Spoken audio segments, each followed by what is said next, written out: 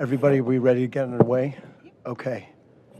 We have some time if there's some final jokes to share or et cetera. All right, so let's call the Finance Committee meeting to order for this evening, which is October 28, 2024. First, I'd like to move that we approve the minutes of the last meeting of the Finance Committee, which was July 1st, 2024. Is there a second? Second. Motion's been made and seconded. Any discussion? Hearing none, all in favor say aye. Aye. And the ayes have it. Okay, so on tonight's agenda, we've got one item, which is the communication from Council President Keppel and me, and that's on Granicus. What we can do, though, is use this kind of as a session zero of our budget process. We haven't formally started off the budget process quite yet until Director Mahoney and the team and the administration, and we've got Keith and Jessica, who are really skilled and experienced longtime team members from the Finance Department, also with us, along with Director Vargo tonight. But the official budget process will start off after the submission of a comprehensive budget document, after the associated formal budgetary legislative proposals, and we expect those the second meeting of November, which would put us on track for just-in-time delivery with 3 readings by the final regular session of council on December, I'm forgetting what date it is, but that third week prior to the holidays. Our true deadline is December 31. If needed, we could always come back for an emergency session. Usually we like to schedule that on December 26th at 8 a.m. But we'll see if we can avoid that this year. That was a joke for the record. So, you know, in actuality, we've done a nice job of sticking to the regular calendar. But if we had to, for some extenuating circumstance, we could always come back prior to December 31. I suppose we could even come back after January 1, but that would put us in the federal budget strange world of budgeting fragments of time. We wouldn't want to do that. That's the point. And we're on schedule to not have to do that. So tonight I don't know if we've got need for 90 minutes. We've budgeted 90 minutes, so we have a little bit of time to talk without feeling that the Jeopardy clock is running. Because what I'm hoping, along with the council president, is that we can use this as a beginning of a councilmatic discussion about the policy priorities that we'd like to see incorporated in an ideal world in our coming budget for 2025. We began those discussions, and in a moment I'd like to turn it over to colleagues. Earlier this year, as the letter calls out, the process that City Council followed did a, I think, thoughtful job at council leadership's guidance of using as cornerstones of our discussion the strategic plans that the city has already passed and has in place, almost always or invariably with unanimous votes of support, with the mayor's signature, after a lot of development work by the citizenry and the professional staff. So we've got a whole battery of strategic plans that we can use as A, guidance, and B, as the beginning of consensus development when we're talking about what topics ought to be prioritized by us as we seek to do our best job possible on behalf of the voters that we all hold ourselves accountable to, and you know, reflect what the will of the public is. So that's the big picture. We also happy to hear from the administration on some thoughts as part of the discussion tonight about what, you know, anything they might want to share beforehand. But Director Mahoney, you and I haven't had a chance to, mostly because I've been busy in the past week, but I'll be happy to catch up with you informally in between official hearings to share some thoughts, to hear any thoughts about the schedule from you. One of the documents that we have partly developed and we should discuss tonight is the calendar of hearings. The council clerk has begun to sketch that out. What so far isn't detailed is the topics of those hearings, in what sequence are we talking about, public works first or public safety first, et cetera. and also whether or not we're going to try to get a Saturday session included. Maybe we need one, maybe we don't. I would personally like also feedback from all of you about the format and the content of the hearings. We've traditionally done quite a lot of everybody listen to the annual report of the department directors. We don't have to do that. I think some of it's useful, but maybe it should be more 33% or half of the time rather than 80% of the time. But we could think that through as well. So we want to do a little bit of budget calendar and process tonight, and we want to do quite a lot of discussion of what common priorities may emerge from each of us that we'd like to see reflected in some form or fashion in the budget. So that's the big opening salvo for me. Why don't I ask committee colleagues first, and then the council president. Anything from, I believe it's Evans and Baker, right? Or it's Streebig and Baker. Okay. So, Councilwoman Streebig, any quick initial thoughts? I'm just looking forward to the process. I've been in those seats out there for a couple of years watching how some of this works, so I'm anxious to participate and hear more from all of you. Thank you. Wonderful. How about Councilman? Yeah, thank you, Chair. And I think what you laid out was good. I do. It's interesting, you know, the part where each department kind of comes up and shares their accomplishment, I think is a worthwhile venture. It's nice to see what they're doing, where their headcounts are. And I think if you look at our budget, most of our spend is on personnel. So understanding that is very helpful. I would like a little bit more of a deep dive on capital spending. And I know we have like a 5-year plan, but then it doesn't necessarily mean we will spend what we appropriate, or we kind of put it in buckets. So that's where it would maybe have a little bit more development. Would be interesting to see exactly what we're doing. And this will be my third budget, I think. So looking forward to the process. I think, you know, and this will be Director Mahoney's first at Lakewood, and probably a lot more elsewhere. So look forward to the process and interested in your thoughts. And you're probably taking it up halfway through, so it's going to look similar to the previous years, but interested in your perspective on how you think we may refine things. Just because it's the way we've done it doesn't mean it's the best way. But it's certainly a way. And so I look forward to digging in, seeing what maybe we can improve on next year, and then also maybe a little bit more detail into the capital budgeting. Thank you. Council President Keppel. So I just wanted to check in with everyone. I know I did bore you all by reading the entire communication at the last meeting in the attempt to make sure that everyone has actually revisited it, in one case, seeing it maybe for the first time. So just on that mindset, too, of I got a question from the public, and I thought it would be good to review this part of it. So in the Exhibit A that we attached the letter, that was, as you'll recall, from our retreat process. Councilman Evans, obviously you weren't there yet. And essentially, if you're looking at that chart, we sort of just did a rough process of each of us having some little bags of money, and then also spoons representing time, energy, effort, you know, the things that are not necessarily tangible like dollars, but also our own personal investment in these items.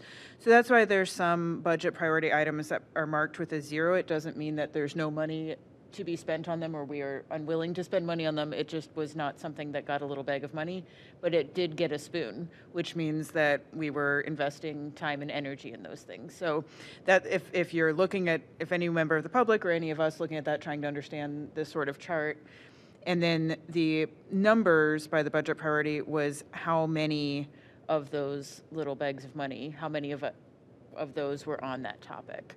So, for instance, you can see at the top, public education and community connection, all 7 members put a priority on that. So just to kind of interpret that chart in case anyone had questions about that. And then, of course, to echo Vice President Baker's comments about the capital plan, I think if we look at the letter that then I guess I thought, okay, I guess it was just me, but so that I signed on with the mayor about after we had to, when we got the new guidance about the ARPA funds and some of the things we had hoped to put some of those little bags of money on using ARPA money were no longer available.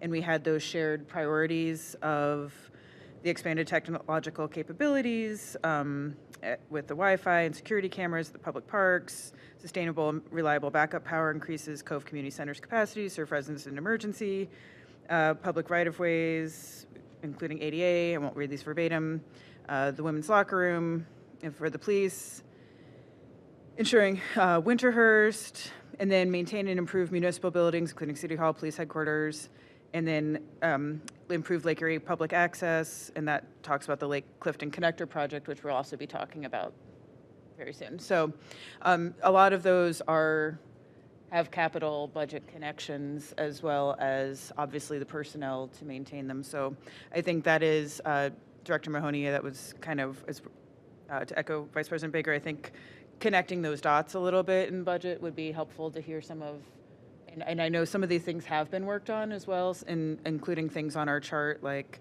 there have been steps taken either by the administration or by members of council on some of these. So we may also have opportunities to give some updates as council members if we've been working on some of these priorities as well. So that was kind of, just wanted to give that little bit of an overview of the process. Sure, thank you. Councilman Rader. Thank you, Chair. Thank you to the administration for yet another great year here at Lakewood, and looking forward to the next round here. And I do have one just kind of question clarification. So, for instance, I've been working with the Lakewood Tree Board. We've come together with a proposal for some funding. It's a small amount, $12,000, which honestly, like just having it in the budget would give them some comfort. They may even be able to find grants to cover this full $24,000 program. They know they can at least cover half of it to increase the number of trees they're giving away per year to kind of match what the city's doing on the private side. Anyway, we're working on this proposal. How would that fit into this process? What's a good way to bring that forward in a way that we can talk about it and vet it and, sort of present it in a way the administration can kind of adjust it or whatever? Thanks, Mr. Rader. So is that a question for? I think that's a Committee? council question first, since, we're here talking now, but we can approach the administration when we feel ready, I guess. So my stab at an answer would be, we won't fully know the administration's answer until 2 weeks from now, 3 weeks from now, when their documents are all together. They may have a preliminary answer on some of those.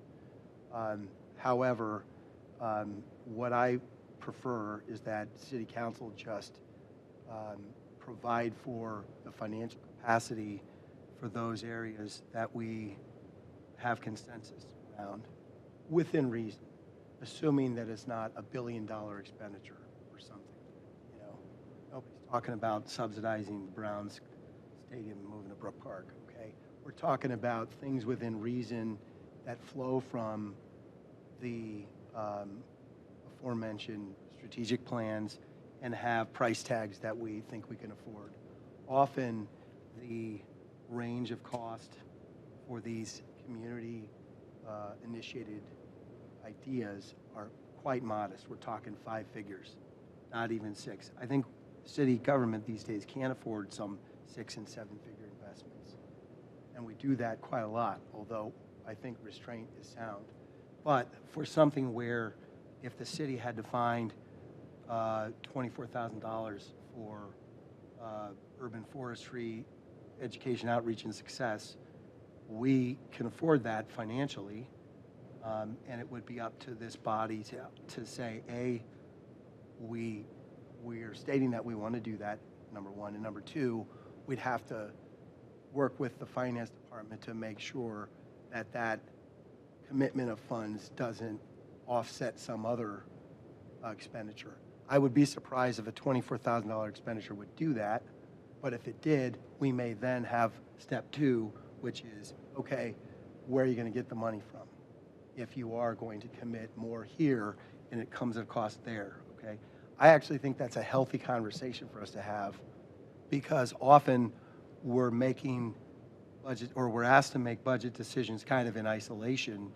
And a question that I always have and probably drive everybody crazy with is, give me the context, what's the opportunity cost? If I spend $100,000 here, what can I not afford that we're not talking about tonight? So I actually welcome that conversation. And it could play out that City Council says, here's our list of 10 things, and we can only afford some of them. I would be personally comfortable with that conversation if it came to that. And I think that could be a healthy part of our annual budget process.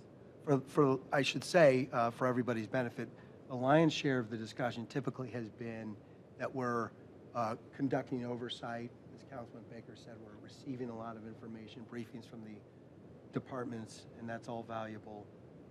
We're hearing some of the big picture numbers like personnel, what's the health plan costs, are they going steeply up on a given year? What's our strategy to manage those costs, et cetera? What's technology investments?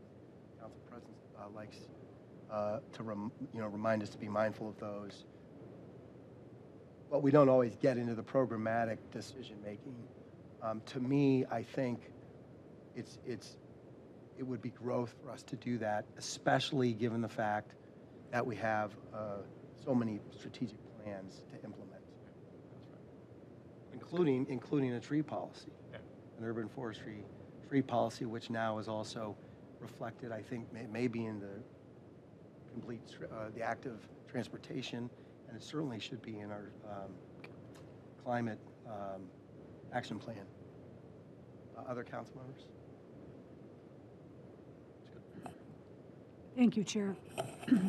I agree with Councilman Baker as far as the directors giving their verbal report to us. I appreciate that interaction, so I hope we can continue with that. A couple of things that I'm interested in, because we have the monies, whatever that might be, from adult use of marijuana, I'd like to know how that is going to be offset in our budget. Where is that? What pot is that going to be put into? I'd like to also know, maybe from the administration, how much money are we looking at allocating from council to our specific projects? I think that's important to know in the beginning, so we know where we can distribute that.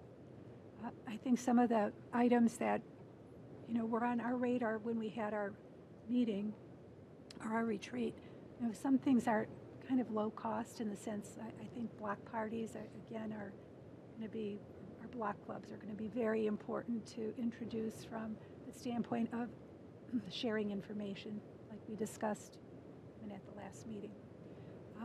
So I think just knowing kind of where are we starting and where can we grow is important to know in the beginning. So I welcome that opportunity. Okay, thank you. And that's a good and interesting point that Councilwoman Marks is making about not just the spend side, but the revenue side. And the anticipated expansion of marijuana dispensary revenues now that it's moved from medical to adult use, adult use, could well be a new and significant revenue source, and I think that's a very excellent point. Let's put some thought to whether those ought to be allocated in certain ways, because that's a new source that really hasn't been present before, and that is a rather uncommon moment in city finance. Go ahead. Yep. Thank you. And I think this is certainly the first year that we're really looking at this, but it may give us a plan on how to prepare for this in the future. Because I think if it just gets kind of dumped into the general fund, it can be easily lost and lose track of it. So, and I believe, are we still getting, I'll ask this of Councilman Baker, are we still getting that fund for that $50,000 for the dispensaries? The license, the law director could likely answer that That relates to medical marijuana, I believe.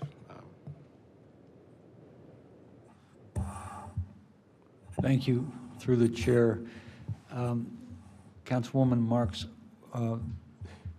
with the ordinance on adult use, the fee is tied to a percentage of gross sales.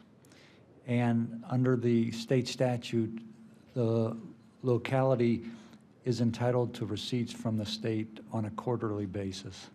Given that the adult use sales began in late summer, we're probably not looking at our first receipt until November, or maybe they'll push it to the end of a fiscal quarter, December. So we don't have anything yet. The projected revenue from the adult use based on gross sales will exceed the $25,000 per location that we were collecting on the medical side. So we're not collecting the $25,000 on the medical side anymore, but we expect the revenue on gross sales of the adult side to more than make up for it. Now, just in the management of expectations, we all heard the industry come in and promise great dollars. Now we're hearing that the adult sales are not as large as the industry projected or promised. They're having regulatory issues, costs with regulation, and because of that and perhaps other reasons, the sales are not as they expect. But certainly, I think we can expect, and we'll find out, that the revenue we receive on adult gross sales is going to far exceed $25,000 a year. Thank you. Thank you. Councilman Evans, do you want to? Yep, thank you, Chair. I just want to quickly thank Chair and President Keppel for the background on this. It's extremely helpful just to walk through some of those steps and get a little bit of a history. And I, like Councilman Marks, look forward to, or Strebe, look forward to going through the process. To Councilman Rader's point, I also have a couple of similar issues. So I'm looking forward to see what the answer is to how we try to get some of these things built into the budget. So thanks to everyone. Councilman Rader, did you have a follow-up? Yeah, thank you. And this is directly to the administration through the chair. Kind of following along what I would like sort of to see out of this budget process. And we've done a good job, I think, year to year kind of iterating on this. When we started, a lot of our plans didn't include anything about sustainability or green infrastructure or anything like that. But over the last few years, we've gotten better at that. Would love to see, and in talking with Jill Barletta, she's fantastic, the sustainability plan, the climate action plan, how it's going to be sort of integrated into this year, kind of called out too, not just, I know we have limited space in these budgets. There's so many things that end up having to get left out because of the sort of brevity that's required in these summaries, but would love to see specifically how some of these plan initiatives are being implemented this first year. And it's the first year too of the plan actually being passed, and just seeing that, I think, implemented the budget would go a long way to create a little more, what's the word, just community faith and belief that though we're doing these things, and we always have done these things, it's a good way to show that we're doing these things. So I appreciate it.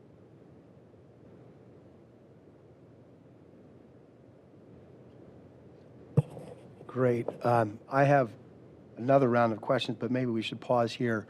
Director Mahoney, we didn't talk before the hearing, kind of on purpose, because I envisioned this as a city council internal discussion for predominantly, but we're approaching this as partners, of course, and we're going to do our financial responsibility. We're going to perform our financial responsibilities on behalf of the community. So, welcome. Thank you for your presence tonight. Do you want to share any thoughts at this time, or how can we make effective use from your perspective of our discussion time tonight? Yeah, thanks, Councilman. So this is a new process to me. I'm not used to council directing things. Usually it was just the administration, here's the budget, and council would say, okay, or no, maybe not, to something we presented. So And looking at your listing, there are a lot of things that the city has already accomplished in your priority list, so that's good. And I totally trust Keith and Jessica. They definitely have it under control. We've gone through, meeting with all the departments and things like that. So we're well on our way to having a budget to present to you. And like I said, again, this is kind of new to me. And actually, all of council is even a regular council meeting, the administration would present the agendas, and so just a little different, but why not? That's a fair point. So a couple thoughts. First, thank you for your observations and your candor. Second, it's new to all of us. I think we're challenging ourselves to innovate and grow a little bit. And what I think, at least speaking for me, what I'm hoping for is the operational level of the budget or the program-specific level of the budget that we enter into some decision-making around that. The budget, of course, is on at least 3 levels. The macro budgetary numbers, those are essential. And in some ways, I think why we have the luxury to talk about what we're talking about tonight is because the macro budgetary numbers have been sound for some years. And when I started years ago, here comes the old guy comments, way back in 2008, 9, 10, and really that extended beyond.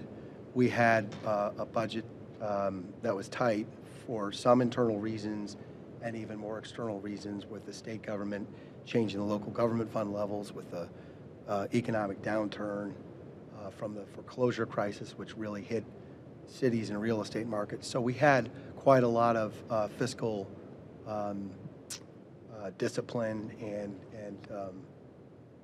frugality for a long while. Keith could probably narrate that from memory better than any of us, right? And Jessica was there as well.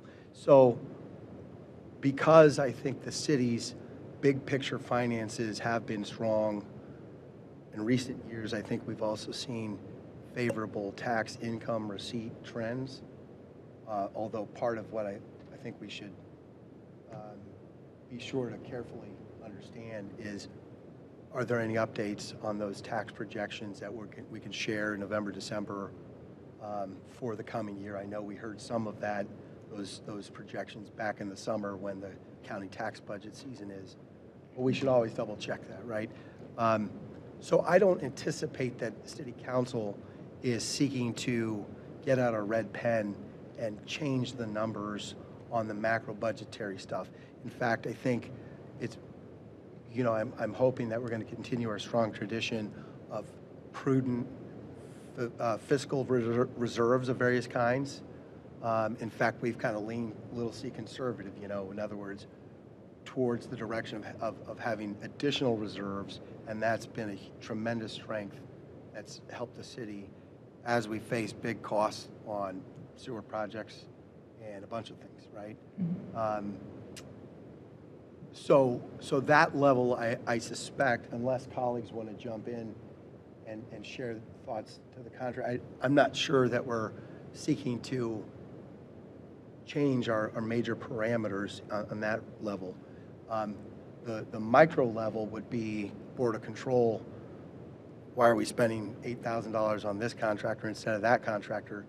We're not talking about that in this conversation. We've already got a dialogue about just reporting and transparency. I appreciate the data you're sharing and working on, and I'm overdue in getting you a response. So it's that middle band where we say things like, can we afford to refurbish another park in 2025 or 2026? Sometimes 2026 would be pretty darn quick by capital budget standards. Whereas in the past, we might have said, we don't have the money, it's going to have to be 5 years out. And 5 years out really might mean 7 years out. But sometimes we might challenge ourselves to say, could we push up that timeline? Can we make a way, find a way to afford it, and maybe even enhance the budget so it's not doing the minimum, but it's doing a little better than the minimum? So those are examples. A lot of other, for instances, are going to be sourced by the residents talking to us, quite frankly. like Councilman Rader has been, and I think Marks as well, and Keppel. A lot of us have served on the tree board. There's a lot to talk about there. It turns out it's a passionate subject, it's a complicated subject, and we've been doing a lot, but we're about halfway down the road, and the question we're always asking is, can we take another couple of steps? What are we going to do for private trees? Should we have extra funds for the very large trees, which are expensive? You know, so there's things like that, and often the budgeting decisions are not made in a formal budget hearing, but they become an informal discussion between citizens and staff members who say, we're not sure, we'll get back to you, and then that kind of gets washed out in the busyness of all that we're doing in a given year. So, you know, and the last thing I guess I'll share is, from an elected official's perspective, we have a lot of conversations with the public, and we're motivated by a sincere desire to be able to try to work on the problems that they're bringing to our attention. And there are smart residents in Lakewood. A lot of us do research as council members. We work with the staff over here. We come up with solutions. We have a desire to see some of those through. All right, so the budget potentially is one of the places in which we can get some more of those accomplished.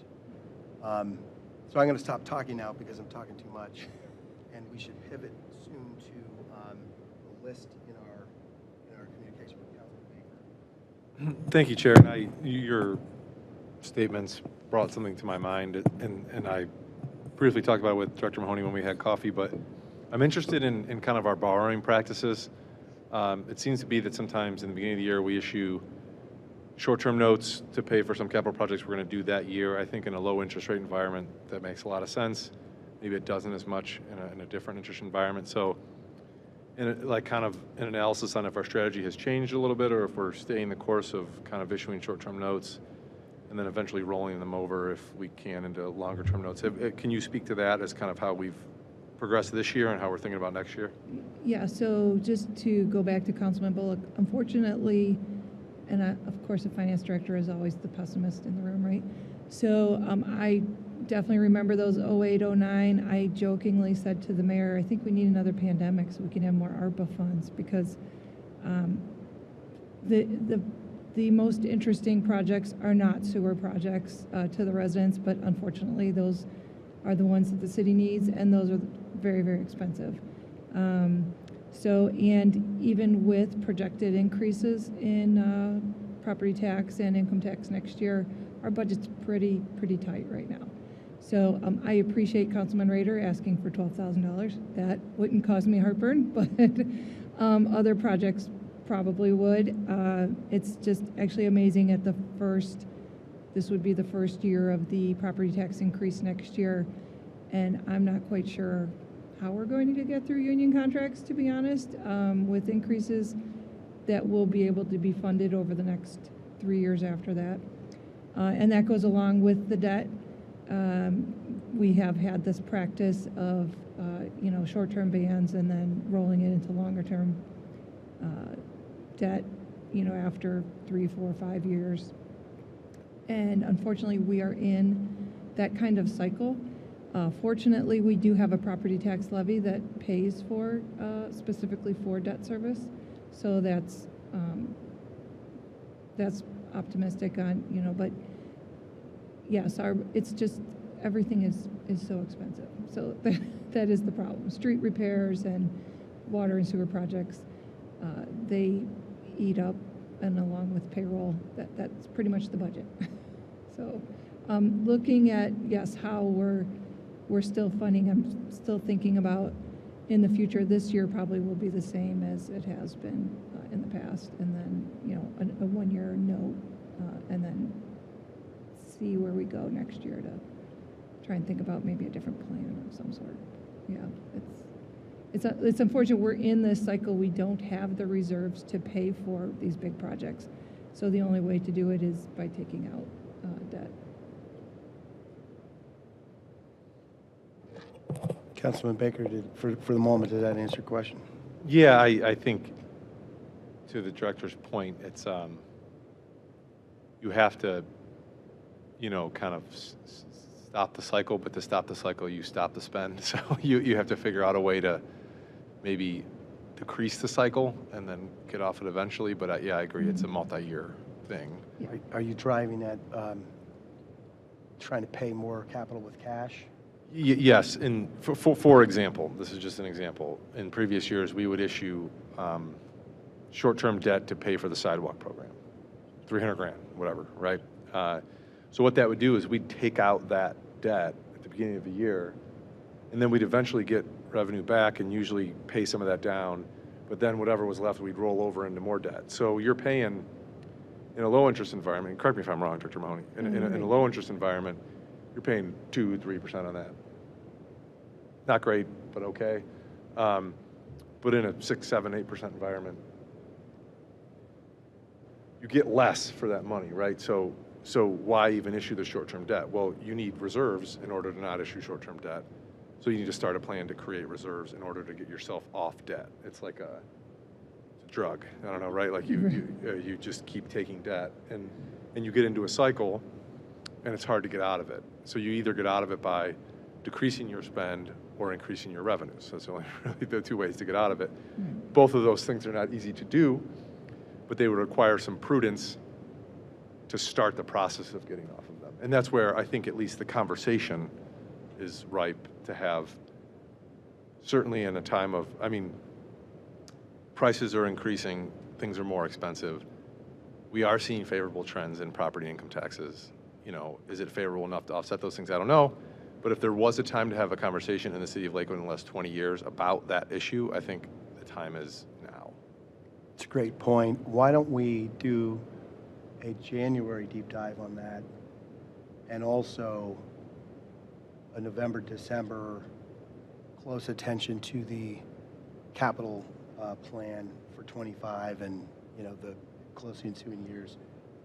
The the debt strategy is typically a first quarter, it's developed on paper and it's executed the second quarter. I think interest rates, as we heard recently, are hoped to be trending better over the next 9 to 36 months, which isn't very reliable or precise, but it's better than the opposite. So maybe, to your point, that would be a good timing. And also, I would say the extent of this conversation is, prior to this discussion in all my years, was, boy, it would be nice to not have to debt finance so much capital, and only Westlake can afford to pay cash. Solon, he reminds me, probably Medina, but it's few and far between. However, I think that's a welcome conversation to work with our tax counsel and our key bank finance advisors to ask if, are there incremental steps we could take? Could we begin trending or partly trending towards a less debt-reliant version? I suppose, well, let's keep moving. I'm taking some notes, and what I propose to do is develop a series of questions, and maybe we can do a FAQ, a Q&A that we do in writing that becomes a public document. And so one of the questions in the process I've got is, what are the cost drivers? Is it construction materials? Is it healthcare, inflation? Maybe it's both. But we'll get into some of that in our first budget hearing. But because we could talk at length about all of these, maybe some written back and forth would be helpful to support, pardon me, this discussion. What do you think? Yeah, and I have two more, and this, I'm reminded of my coffee meeting with Director Mahoney, because there are two things I always ask every budget year, and one is the reserve on healthcare. It seems that we have a little bit of reserve because we're self-insured, right? So it'd be nice not to go into a year and kind of like estimate, but not have, I think we have some reserves. I think it'd be nicer to build that up a little bit to cushion ourselves later in the year. And then secondly, I always ask, you know, the transaction fee for folks that pay with their credit card for their income taxes or their water bills or their sewer bills. You know, I think sometimes it's upwards of, you know, anywhere between 1% and 3%. And if you look at the total receivables that we get through credit card payments. That's likely a substantial amount of money. And if the concern is, well, folks might put on the credit card because of need and they need to do that, I would actually advocate for having a small portion of that money we save to be put into some sort of need account that could then help people who can't pay their water bill or their sewer bill or their income taxes so they can get on a payment plan. I just see it as, you know, every other utility that you use, if you pay a bill to the gas company or to the, you know, electric company, it says you can pay ACH, right, which is basically directly from your bank account, no fee, because they don't have to pay a fee when they get it. Or you can pay with your credit card, but you have to pay a 3% fee, you have to cover the fee, basically. So I would be interested if the finance department could look into that. And I understand that it's likely not a quick fix. You have payment platforms, you have other things that would need to be changed, but I think it's something we should at least think about in the future. And that is something he's brought up every year, which I have means started those that's the conversations. third annual reading. We're working towards that, but you're right, it's not just a click of a button, so. Well, I appreciate the thoughtfulness. So we've got some budget process. We've got a couple of revenue ideas. So this has been helpful. Did somebody have their hand up? Go ahead, Councilwoman Keppel. And maybe could you lead us through, after whatever your remark is, the list of things in our communication, not only the chart, but also the ARPA projects, because that could be a starting point, one of the starting points for our consensus list of priorities. Thanks. Yeah. So one thing I was thinking about when we were talking about these sort of high-level questions of how we do things is, and to the point of Councilman Rader with like the tree advisor board and they're confident they can get that a grant for part of it.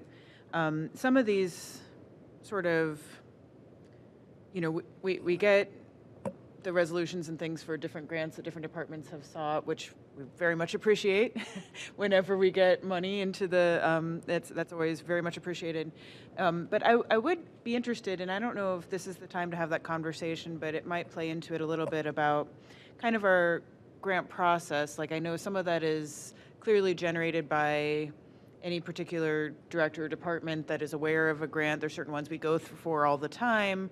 But then if there's other things where, for instance, like, and so this is a good lead into the ARPA communication, you know, when we realized that we could not use the ARPA money for some of the things we thought we mentioned in this letter, we talked about trying to think differently and creatively, right, about how we achieve the goals of the projects previously considered for ARPA funding, and, you know, working in good faith towards the desired outcomes in the bullet points. So I was thinking about that. Another one is understanding that I'd like to better understand maybe how some of that grant process works. Like, is it all initiated from the specific department? Do we have kind of a queue of please go find me a grant for this? And, you know, or is it's a yes and so just thinking about that in terms of the intention behind the letter that the mayor and I did was trying to think differently and creatively about finding funding for that. So maybe one strategy as we talk through some of these priorities is thinking about, okay, you know, maybe we identify these are council's top priorities to try to seek some grant funding and whatever that process is. So that was just a thought I had while we were talking about that. That's another great one on the revenue side. And I know you may have asked those questions previously, but that's a good point is, could there be a systematic means by which we pursue grant funds, probably especially for those programs and departments that get overlooked. There are some departments that have kind of stable, or that's not the right term, the regular grant funding sources, but there may be others that are not. And so I think that's a good kind of budgetary policy question to challenge our assumptions and see if there could be opportunities for us to expand the revenue pie from non-city tax revenues. So that's a good point. Want to continue? Sure. So if we want to go through, I don't know if everyone has it pulled up, but go through the chart first. So just again, not to be too repetitive, but I know not everybody was here, and it was also a while ago. So just regurgitating here, the little chart is based on when we did those exercises with the different big picture goals. So that's things like ADA transition plan, the climate action plan, the active transportation plan, safe streets, complete streets. We had the IWIP up there as well, smart cities, all these sort of very big picture plans that the city has already passed, saying these are big priorities for us. We're dedicated to them. And then we had maybe some individual projects that came up that were connected to those that we had either intended to use ARPA money, like you'll notice under the climate action plan, that Councilman Bullock and Councilman Rader and I were intending to use a big chunk of our ARPA money on specifically the Cove Resiliency Hub, which ties into climate action plan. Or there was $200,000 that I think Councilwoman Strebig and I were willing to contribute to the women's locker rooms from our ARPA money, but then we couldn't. So that's why what those numbers mean. It doesn't mean that that money was actually allocated. It means was what our intention was at that time. So, for instance, if you look at the top one, the public education and community connection, that was talking about council's outreach, connection with the community, sharing information, our ability to do that. And we did actually, and Director Mahoney and I talked about this at our council budget hearing, so we did put that into our council budget. So there is a line with significant, increase that we put in there acknowledging that priority, that because it was all of council basically was unanimous on saying that that was a priority. So, points for us, we've actually already achieved, or we're on track to achieve one of our shared priorities here. And then, so like if you go down where it has the budget priority numbers, again, that's how many little bags of money were there. So some of the things, that I was just hearing too in terms of, like Councilman Rader mentioned the tree canopy, and actually that is on this list. There's a relevant, I think, tree advisory. Yeah, it's right in the middle. So yeah, and also, so this is another interesting point that I kind of wanted to mention is, when we were talking about the spoon part too, so part of it's money, part of it is time, effort, resources. So for instance, around the trees with the sustainable zoning and building code, Council Vice President Baker had mentioned about, we had talked about some policy ideas around large tree preservation. So I think it's helpful for us to kind of review this too in terms of, the intersection of budget and policy and our own outreach and things too. So, so that's kind of, I don't know if you want me to go through each of those points, but you guys can all read, I'm sure. But so secondary, so public education, community connection was top. Right after that, the top two, active transportation plan, safe streets, complete streets. And I did see that actually former Vice President Shackner's hot crosswalk went through the Board of Control. So hopefully we'll finally get the Jason Shackner honorary hot crosswalk. That will finally.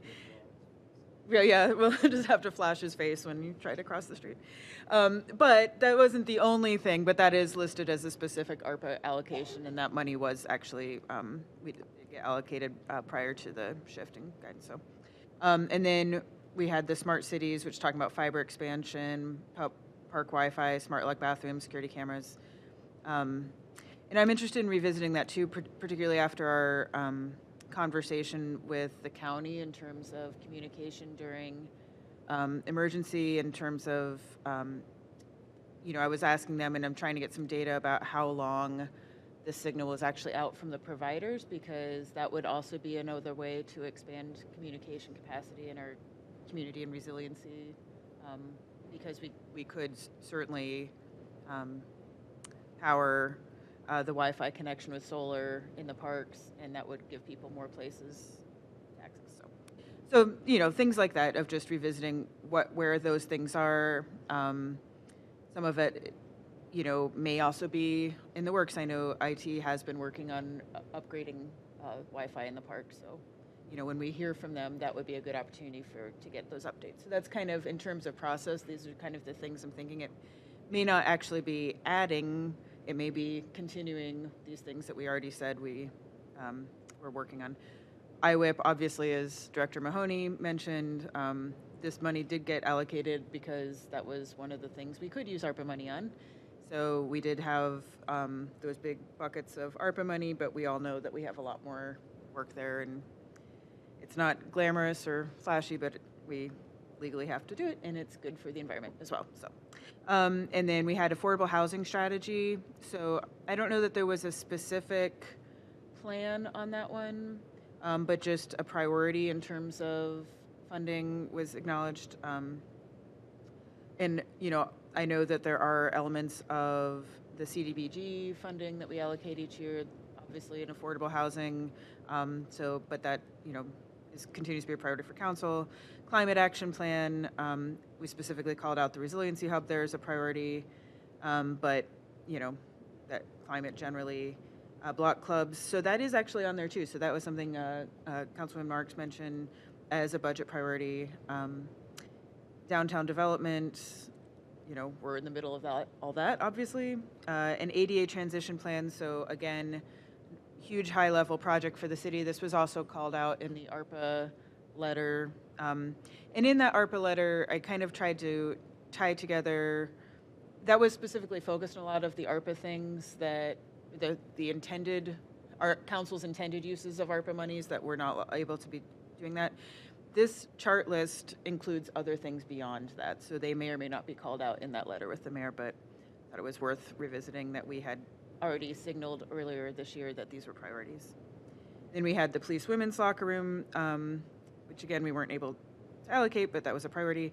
Sustainable zoning and building code, we're in the middle of the zoning refresh right now, but that is also talking about with the large tree preservation policy, as well as tree advisory board. Community health action plan team, that specifically called out farmers market, which I know there's been some steps on that as well. Director Mahoney, did you want to say something about that, or? Just actually, yeah, I could, we just talked about budgeting $20,000 to have the management company. So a lot of this is pretty good. I could probably check off a lot of things on here. So. Okay, good. This is the intent, like when we did this earlier in the year, was to, not wait till the end and try to add it in, but try to be working on these. And a lot of these are multi-year projects, obviously. We had CREC, the community recreation. I don't remember if Councilwoman Schubig, if you had a specific plan for that. Youth Council. I know Youth Council actually mentioned that they were, I talked to some of the Youth Council leadership recently, and they mentioned that they might have an ask for us, but I don't know specifically what that is yet. And then Community Vision, I don't remember. I can, Council President and Chair, and maybe Member Strebig has something to say about the CREC as well. But the Community Vision, I just think this is incredibly important. I brought this up at our meeting at the beginning of this year. This may be my last opportunity to talk about it again. So back in 2012, our Community Vision was developed, and it was updated in 2017. And it's a great plan, but I think it's out of date. And we need to put some energy, and because I know for a fact it's used by our planning department quite a bit and other departments as a touchstone of how it informs our projects. I know Planning Commission also looks at this document, right? Okay. It's like, yeah. This whole thing needs to be looked at again, I think, because even in terms of the language we use in it, to be inclusive and to certainly embrace climate action, I think is really important too. But and we have all these other plans now that have come out since that we could incorporate into it. So something that the administration next year, council next year, will have to dig into. I think by the time you actually finish it, it could be 2027. It could be a full 10 years after the last big update, not 2019 notwithstanding. So anyway, I want to put that on the record. Thank you.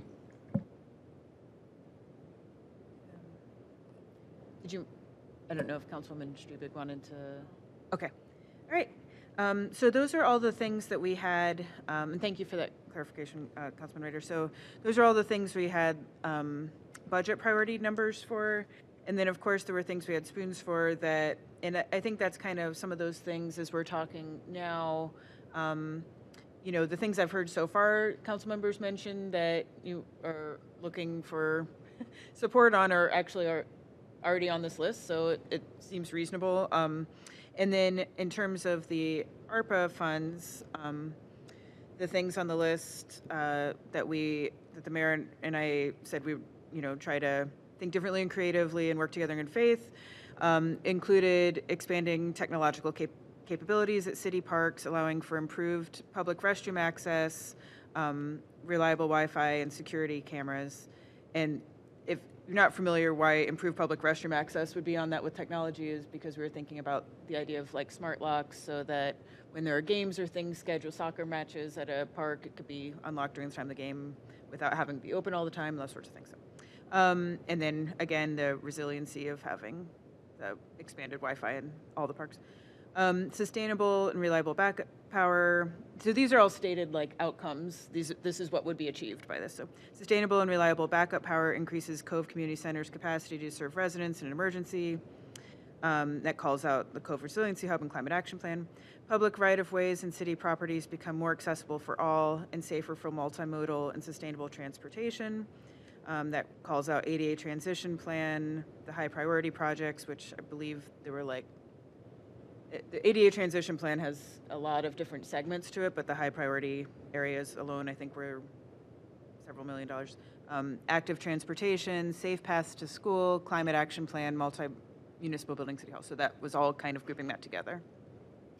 Ensuring that female members of our safety forces have sufficient appropriate locker room spaces. That's talking about the women's locker room.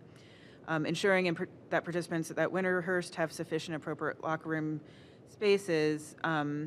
So this, I know, obviously there's been a lot of work going on at Winterhurst, and we just recently had that other grant application coming to us, so that could definitely tie into getting an update there. Maintain and improve municipal buildings, including City Hall, Police Headquarters, expansion, Winterhurst improvements to facilitate efficient, effective, and accessible operations.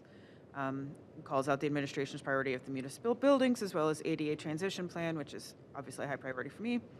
And then improve Lake Erie public access by enhancing pedestrian bicycle access along the lakefront through completion of the Lake Clifton Connector project, which obviously are coming up to us again and connects with the active transportation and complete streets priorities. So those were those main bullet points on that list. Okay, thank you very much. So, we're on schedule here. We've got 27 minutes. Maybe we don't need to use them all, maybe we do. But what I'm going to propose, I'll repeat kind of my notes here. What I propose Director Mahoney to do is work with you in the council office to kind of detail out some of these questions that over time, over the next couple of weeks, we can start to fill in a record of information about some of what we've been discussing. So, for example, which of these that Council President Keppel just read through, and you're looking at your notes, are already complete or underway? Which others are still waiting in line? There may be a fourth category which the administration has said, we disagree, we're not working on those, and we should, know about that and talk about it. But rather than go through that verbally in a hearing right now, what I envision doing is organizing in a coherent and logical order everything we're talking about. So I'll volunteer to be kind of not to usurp anybody in the clerk's office, but to help organize these living document questions in addition to the minutes, and have a dialogue in writing that would enhance, really save time in our verbal hearings. Would that potentially work? Actually, I'm an emailer, so I'd be happy to put this in writing and email it to everyone. So why don't I take the first salvo? I'll get things organized first, and kind of put it in rational shape, and it can live. I mean, it's got to be public anyway. it'll live in a document that we update and add to, because I'll need to refer to the notes myself too. I won't remember everything we talk about if I don't take notes. So I think it can be a helpful, procedure. If council members have any really strong feelings or feedback on that, please speak up or let me know. But that could be a way that we could kind of work on some of these things and have the best of both worlds, get into a lot of the detail, but also keep moving in an effective manner. Yeah, and Councilman, I'm happy to start it since I have the inside knowledge of where most of these are, and so I'd be happy to send it, and then I'll send it to you. Okay, so we'll work back and forth, and I'll share. But I got different categories of process. Well, some of it's a factual update about how 2024 spending has taken place or not taken place. But then we've got other questions about how we want, ideally anyway, the budget deliberation process to touch on key points. I've got a number of them from colleagues. We've got actually 3 revenue side questions that we've already discussed, but I'll take notes of those. And then on the programmatic expenditure side, I've got the beginnings of notes, and maybe we could use the balance of our time to hear from council members about other ideas that we haven't yet mentioned, or maybe it's something that we have touched upon, especially in what Councilwoman Keppel just went through, and you might want to zero in on a point or two. And then that way we've got, kind of the big picture, the history, where we stand, and then also the initiation of priorities that we want for 2025. And I agree with what Councilwoman Keppel said. It sounds like it's been working because we've been plugging away at trying to communicate over time, really for earlier than this year, but especially this year. And it sounds like we're in a good dialogue with our counterparts in the administration. So, I'll just give a couple examples of my own priorities. If I had the pen and I could put anything, or make sure that the funds in the 2025 budget reflected some of the stuff that's on my mind, given the conversations I've had over the last 12 months, and especially since the summer, I would love to see support for the Block Club program, some hike and bike to school expenses, $15,000, like less even than the tree budget. Cove Center backup systems, assistance for buildings without sufficient backup power for the elevators, or enhanced inspections, because it may actually be the building's financial responsibility, and the sidewalk program, a continuation of the sidewalk program. That probably needs some detailed discussion. Now, that's not my whole list, but the reason I shared that was I think all of those originate or tie into the ARPA letter and the chart. Some of them are directly on there already, and this is why I love this process, by the way, because I don't think I was the one that put the Block Club proposal back in the February meeting we had on the table. But as a result of the dialogue we all had about the storm response, I think it was Councilwoman Striebeck, you made the point. I heartily agree. So I think a relatively modest amount of city support for investing in community, in neighborhood-based community, and I'm borrowing Councilwoman Keppel's phrasing there, could be a very helpful tool. All right, so my point in saying this for everybody is this is not coming out of the blue. This is not random stuff that is not supported by what we're talking about. It's the experience of the past several months has really underscored a priority that we've seen all along, and there could be other examples of that. The other stuff I'm talking about really are elements of safe streets, active transportation, accessibility, health. Shoot, there's a healthy living task force report, I'm sure. I don't know if we've called that out too, but active living and exercise and all that, that's part and parcel with sustainability and safety and kids being able to walk to school. So those, I will make the argument at the appropriate time, do tie into the plans. So why don't we use the rest of the time for kind of informal discussion, and as a goal, maybe we have an informal list that we pull together as council, and over the dialogue that we have over the formal budget hearings, we can cross off some of these because we'll hear from the administration that they've already addressed it. And by the middle or the end of that process, council will have a clearer sense of, here's this list that isn't yet checked off the list that we do want to make sure receives funding priority.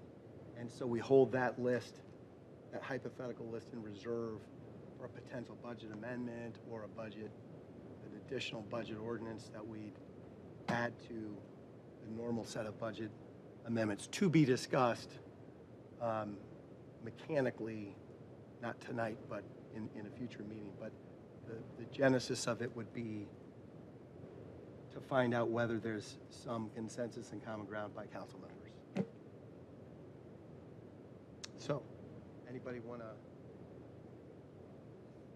add to the discussion further right now? Councilwoman Sriba. Thank you. I think along this this line of public education and community connection, really think that we should explore hubs in different wards for when we need to communicate with folks. I understand that Cove will be the go-to place, but I feel like 50,000 people coming down to Cove for information is a bit extreme, and I would like to see us consider the downtown development project as one of those hubs. Since we're going to have a plaza there, that there could be some type of communication efforts for the folks in Ward 3 at that specific spot. So maybe the idea of communicating in different areas as well as the parks. Obviously, in the idea too, Councilman Baker brought up with putting these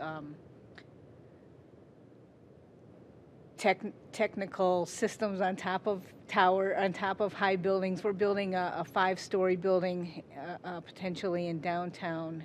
Maybe this is another spot.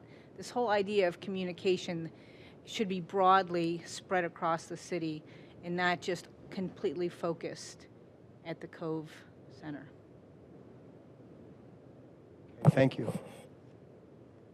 How about, you want to just go down the line? Councilman Rader, you put forward one concept. I know you have a fertile mind with many ideas, so don't go back. That's, at least for right now, that's what I'm prepared to bring forward. I mean, I'll give it a thought. I'll look at some of these priorities that President Keppel laid out to see if there's anything else that we can flesh out a little bit better. But other than that. Okay, thanks. Councilman Baker? Yeah, I think the communication and the spoons and the money bags lay out my priorities pretty well. I mean, traffic calming. So I'm sure the planning department, it'd be nice when the planning department gives their update to hear how they spent the ARPA allocation, how it's been working. I think there was an allocation for more of the signs that tell you how fast you're going, some speed bumps. So just to hear kind of how that additional infusion of funds has worked and what, we might want to do to get more of that. So can I circle back to that or ask you a follow-up? So are you looking, do you know the specifics of what you want to see or propose, or are you trying to evaluate effectiveness? Well, I'm not against speed bumps on every street except major public safety routes, but so that's my perspective. But I understand that that's not how we implement the program today. So my perspective is just to hear how, if the additional influx of capital from ARPA made a difference, and if there's any data to back it up, what anecdotally we're hearing. So maybe perhaps kind of like an overview of the traffic calming plan and the kind of data collection, that type of thing. We don't have a chair anymore, so go to Sarah. We'll continue on in the spirit that the chair set out, I think, maybe.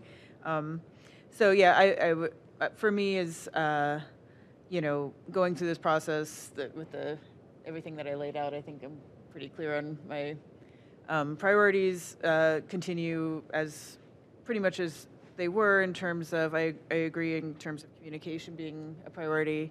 ADA transition plan continues to be a priority for me. In the, you know, I continue to have conversations with IT and the smart cities, and I've had some meetings with the administration about implementing some of these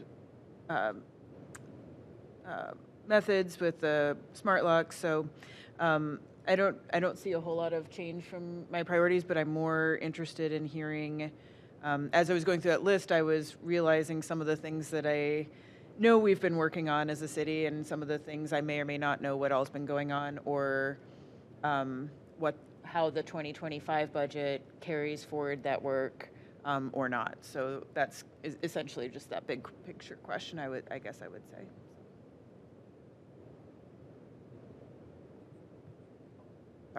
Sorry, one more thing. I just wanted to mention, too, is that I do anticipate that we will have another retreat in the beginning of the next year. So to kind of continue this process that we've set forward.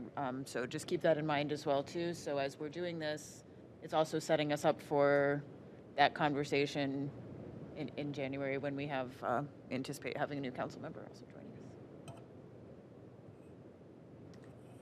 And I think, did I hear Councilman Baker say that he would like kind of an accounting of where the ARPA dollars have been spent and kind of where we are with that? Did you say that, Councilman? I said it on a specific ARPA allocation of traffic calming, but I think a high level would be helpful during the budget process. Yes, I would like to see that, kind of how much was allocated and where has it been, how much did you get in the beginning and how has it been spent and what's left now. I think that would be very helpful. I too believe that, you know, communication is a priority. So whatever we have to do to improve that within the city, I think, of course, the block clubs are very important. So if we could really be creative in establishing an initiative to make that work equally in all wards. And I also agree that we have to make sure that we have proper Wi-Fi in the parks, and I think the bathrooms are a big thing in the parks, so we've got to do something with that so the bathrooms are readily accessible. I don't think anything is really high level. I think that there are so many little things that we can do that will really make a big difference. And I look forward to discussing this further. And I look forward to another retreat. I thought it was great, so thank you. Thanks, Chair. So I think everything on this list is fantastic.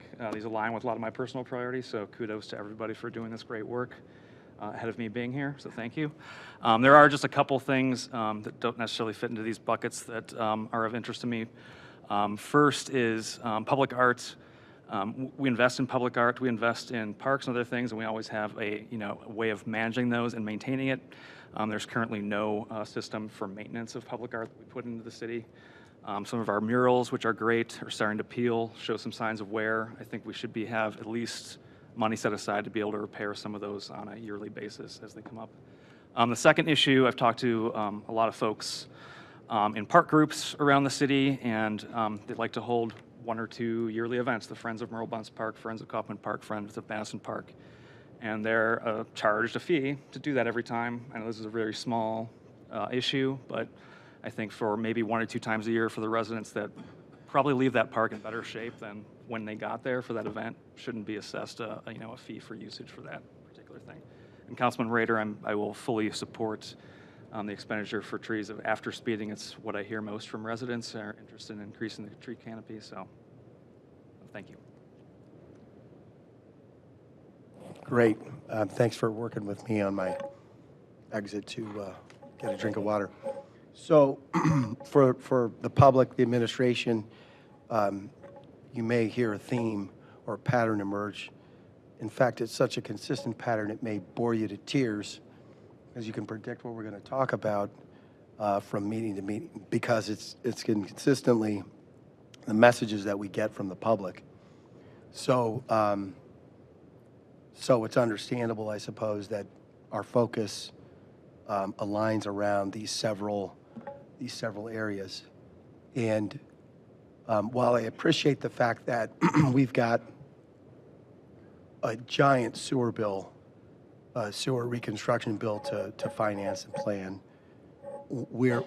It's my view that we also, and we are doing this already, but that we need to be able to move on multiple levels as a community. We need to provide value above ground, not just below ground. I'm saying this more negatively than I intend. I applaud the thoughtful, long-term and prudent work that we've been doing on our sewer investments.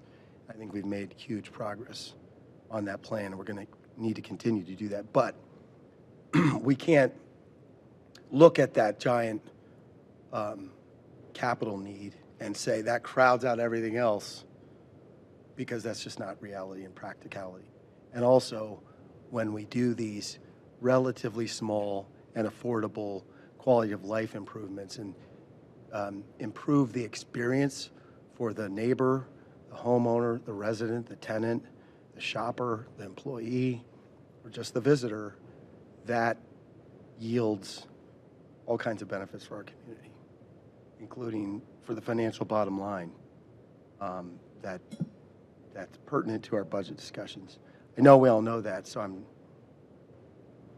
not trying to, preach to the choir here, but that's the logic that I think you're hearing City Council vocalize. The other side of the coin would be, hey, we got these big, important, critical needs. Council members, you got to understand that we can't afford to do everything, and some of these nickel and dime things are just going to have to wait. So that would be the dialogue. I'm hopeful that we can meet in the middle and have some of the best of both worlds. I think we've done a pretty good job of that over the years. So really what we're talking about is just taking an incremental step along this trend line of being thoughtful partners together in how we keep improving every year a little bit of the work that we do for the city, for the community. Sound good? So council members, I'll put these notes together of the questions, and there may be a fill in the blank for each of you to say, all right, here's the ideas that I already said in the meeting, and there's one or two others that I didn't have time, and we'll start populating this document, which we'll share with the administration. Maybe it could be on a shared drive or something, a Google Doc, or we'll figure that out, and it should be posted, I think, to the city website, and maybe we'll have updates, the version of date X updated to date Y, Z, etc. Anyway, that's my thought for the moment, so that we can cover a lot of ground in a time-efficient way and not lose track of the details. Any other thoughts? What, 7 minutes back? Your time? Okay. Councilwoman Striebeck, and then. Thank you. Yep. Thank you, Chair. I just want to say thank you for organizing this. This was very helpful for me today as a first step.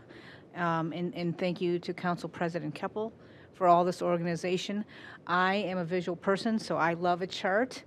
And any kind of a chart that you can give me with more columns on it, with updates along the line, I am all in for. So thank you all for your organization on this. Greatly appreciate it. Should we add a pie graph or a line chart? Okay, very good. All right, thank you. So without, how about a motion to adjourn?